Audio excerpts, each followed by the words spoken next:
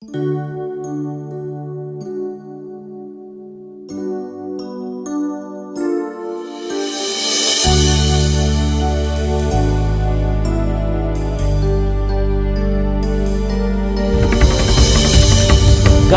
की विधानसभा सीटों में सबसे हॉट सीट जमानिया मानी जा रही है। जमानिया के लोग कहते हैं उनका जमानिया जमाने से पार है। तो आइए हम देखें कि वहाँ कैसी चुनावी बयार है। यूं तो मैदान में कुल 14 उम्मीदवार हैं। उनकी गाड़ियों से क्षेत्र में उड़ने लगे धूल के गुब्बार हैं। मगर इस शुरुआती दौर में मुख्य मुकाबला 3 दलों के ही बीच लग रहा है। जहां इस सीट पर दोबारा वापसी की तैयारी में है भाजपा विधायक सुनीता सिंह, वहीं फिर काबिज होने की तैयारी में हैं सपा के पूर्व मंत्री ओम प्रकाश सिंह, और दोनों के बीच में अपनी गोटी बैठाने की तैयारी में हैं बसपा के परवेज असलम। पहले हम जाने इस विधानसभा क्षेत्र में कुल वोटरों में अनुमानित जाति आंकड़े।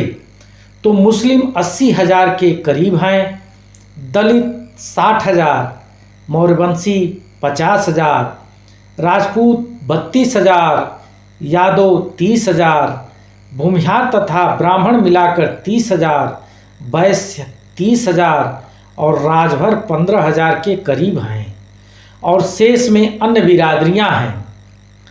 प्रमुख उम्मीदवारों की मुख्य कमजोर कड़ियां भी टटोलते चलें। भाजपा की सुनीता सिंह पहली कमजोर कड़ी, विधायक रहते क्षेत्र में निष्क्रियता का आरोप। दूसरा, उनकी सरकार को लेकर एंटी इनकम्बेंसी। तीसरा, स्वजाति राजपूत वोट बैंक में बंटवारा। इधर सपा के ओम प्रकाश सिंह की कमजोर कड़ियों में पहला, दशकों तक की विधायकी में बुनियादी विकास की अनदेखी का आरोप। दूसरा, स्वजाति राजपूत वोट में विभाजन। और तीसरा, मुस्लिम वोट बैंक में बंटवारा। उधर बसपा के परवेज की कमजोर कड़ियों में पहला, चुनावी राजनीति में नए खिलाड़ी का होना। दूसरा, हम मजहबी और दलितों के अलावा गैर बिरादरी में मजबूत पैठ का अभाव। तीसरा, हम मजहबी वोटरों का सपा सुभाषपा गठबंधन वोट बैंक की ओर खिंचाव। जब हम इनकी कमजोर कड़ियां परख लिए तो इनके प्लस पॉइंट भी देखते चलें। भाजपा की सुनीता सिंह का प्लस पॉइंट, पहला, योगी मोदी का जलवा। दूसरा, स्वजाति राजपूत वोटरों में ठीक ठाक हिस्सेदारी। तीसरा, मौर्यवंशी वोटरों का बहुमत अपने पाले में लाने की गुंजाइश। और सपा के ओम प्रकाश सिंह का प्लस पॉइंट, पहला, क्षेत्र के हर गांव मोहल्ले में खुद की मजबूत पकड़। दूसरा, भाजपा सरकार की एंटी इनकम्बेंसी का फायदा। तीसरा, सपा सुभाषपा गठबंधन को लेकर मुस्लिम सहित अति पिछड़ों की लामबंदी। उधर बसपा के परवेज असलम के प्लस पॉइंट, पहला, नए चेहरे का फायदा। दूसरा, एक मुश्त हम मजहबी वोट पाले में लाने की गुंजाइश। तीसरा, अलीगढ़ यूनिवर्सिटी के स्कॉलर के नाते इलाकाई अलिगेरियन का सपोर्ट। साथ ही मरहूम पिता असलम खां की सियासी विरासत, और ऐसे बन सकती है इनकी अपनी जीत की गुंजाइश।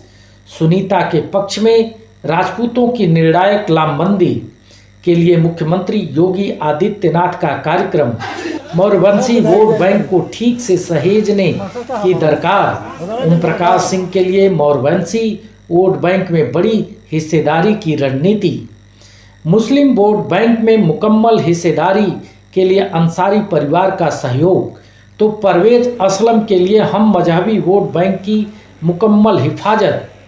बसपा के गैर काडर वोट में सेंधमारी जरूरी। खैर, कुल मिलाकर यह लगभग तय है कि जमानिया का मुकाबला दिलचस्प रहेगा, जहां सुनीता सिंह को दूसरी बार जीत मिलने पर खुद का राजनीतिक कद बढ़ाने का मौका मिलेगा। अगर प्रदेश में दोबारा भाजपा की सरकार बनी तो हैरानी नहीं कि मंत्री पद की सौगात भी मिले। और सपा के ओम प्रकाश सिंह जीते तो यह कहने वालों की जुबान बंद हो जाएगी कि ओम प्रकाश सिंह का सियासी सफ़र अब ढलान की ओर है। साथ ही उनके गठबंधन की सरकार बनी तो उन्हें फिर कैबिनेट मंत्री का पद भी लगभग तय रहेगा। उधर बसपा के परवेज असलम की कामयाबी न सिर्फ सबको हैरान करेगी बल्कि उनकी अपनी नई सियासी पहचान बनेगी।